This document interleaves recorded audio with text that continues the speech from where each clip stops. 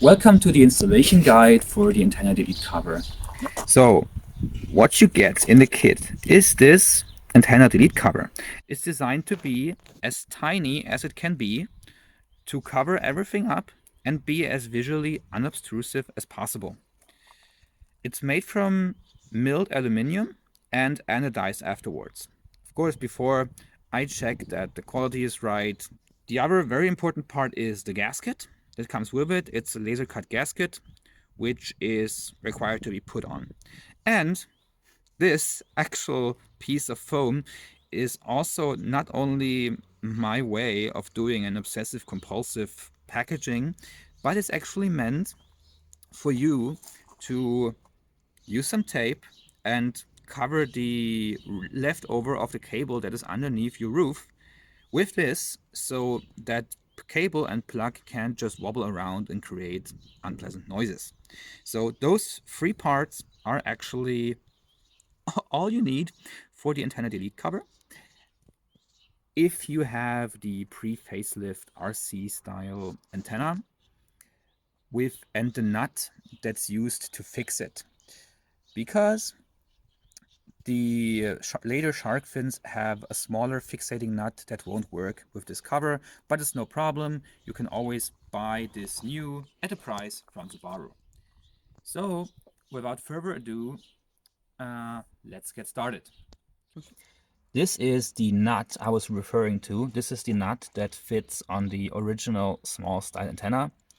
And this is what we also need to fix onto this cover here. However, I will not be using this original for sale piece because I don't want to scratch it. I don't want to scratch the threads. Not going to use it. So I will be using this, which did not pass quality control. So first off, I like to point out that this anodized surface is actually meant as a protection of the cover to stop the aluminum from oxidizing during storage, during transport, whatever. And also the anodized surface actually works very well as a foundation for painting. So that's why I'm anodizing them.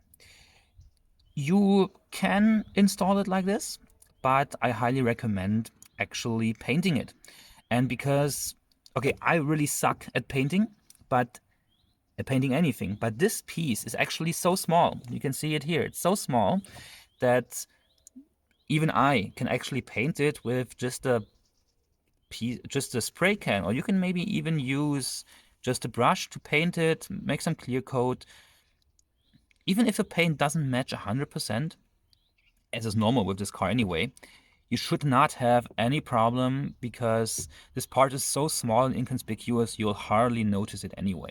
At least you'll notice it way less than the mismatched color of parts like the bumper or whatever you have there. So, without further ado, this is just as an introduction, and now we get to the installation. Also, in later parts, because most of the installation is actually quite hidden and hard to see, I have prepared a little simulator to do that. Okay, this is my form of a joke, or this is what I find funny. It's just a piece of sheet metal that actually represents the roof as such, and we will be using this to show you everything that you can't see from the position I'm going to show you in a moment, so that you can more easily see and comprehend the installation. But it actually is quite easy. It can be done in 10 minutes. So, as a first step, you have this imaginary painted perfect antenna delete cover. You take it. You take the gasket. You will have to remove this tape so that you can then take the cover like this. Be careful, because the one downside to making the part as small as it can possibly be is that, yeah, there's just not a lot of material there. So you remove this tape and then you put it on. I find this a very practical way of doing it, holding it like this and just pop. So actually the cover is made in a way that it should be self-aligning more or less. But be careful, once it sticks, you might have a problem. By the way, here you see why this did not pass quality control.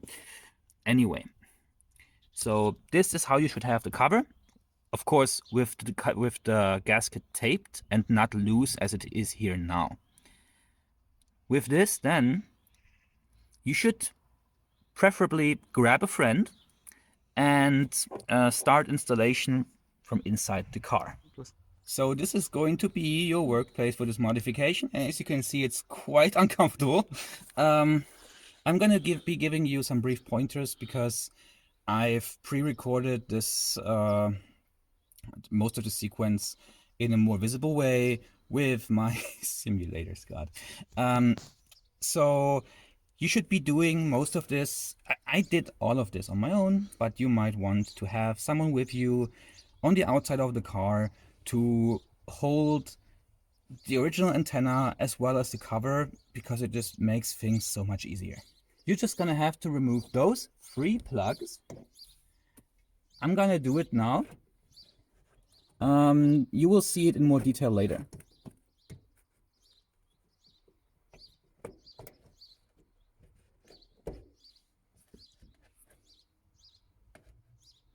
Just pop them out.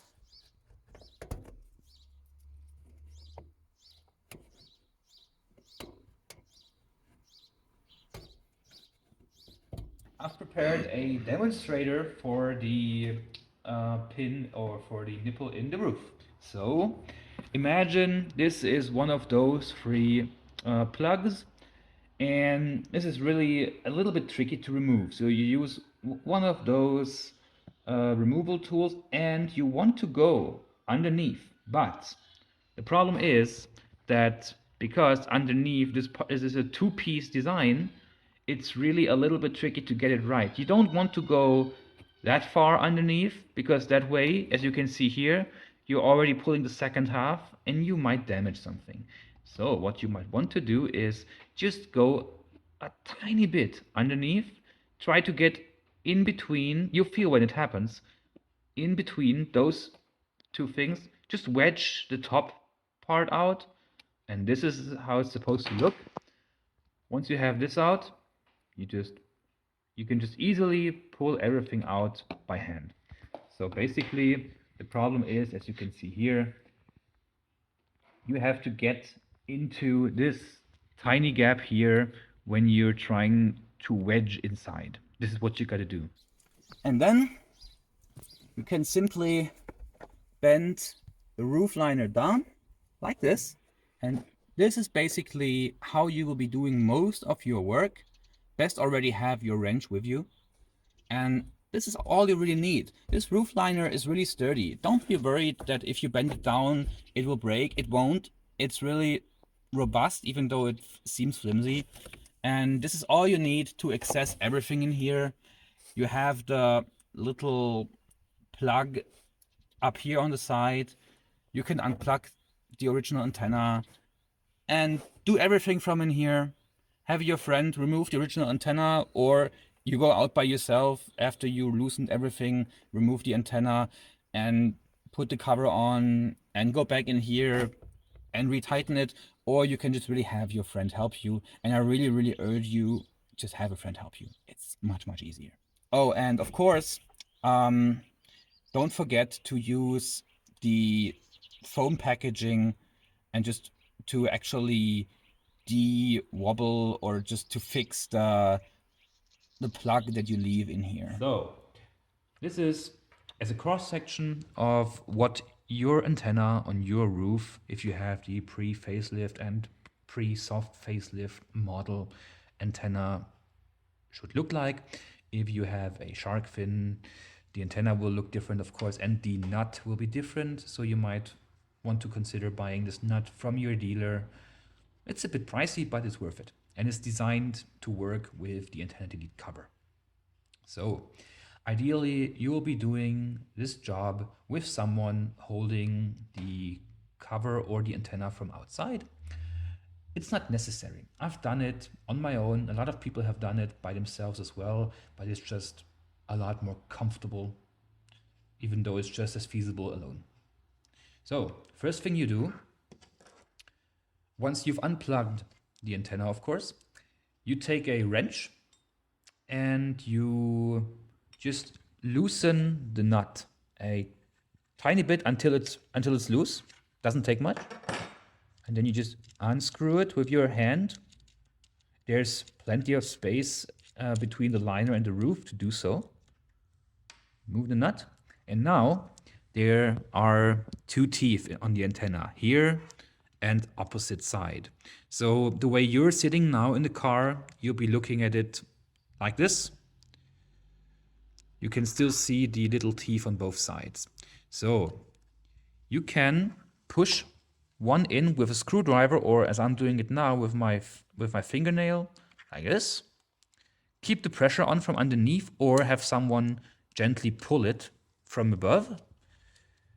One side and then the other side, and then either get out and remove the antenna by yourself or have your helper do that for you.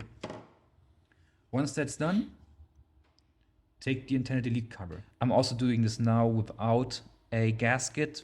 Please do not forget the gasket. So your helper just takes the cover, places it on, this is the front of the car, place it on the hole, and now from inside, this is how it should look like from behind. So I've done this on my own by wedging this part a little bit with one finger. Was a bit finicky, but it was okay. You can also put a piece of cloth on top here and put a bit of weight on there so the cover is held more easily in place. Or you can just have your helper hold it a little bit from above.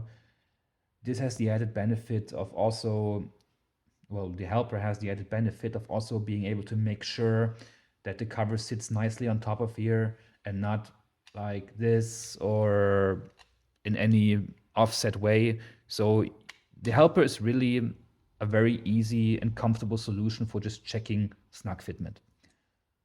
The only thing that you still have to do is now from inside make sure that this little yellow wedge thingy is aligned with the spacing inside the cover. It's really 100% like OEM.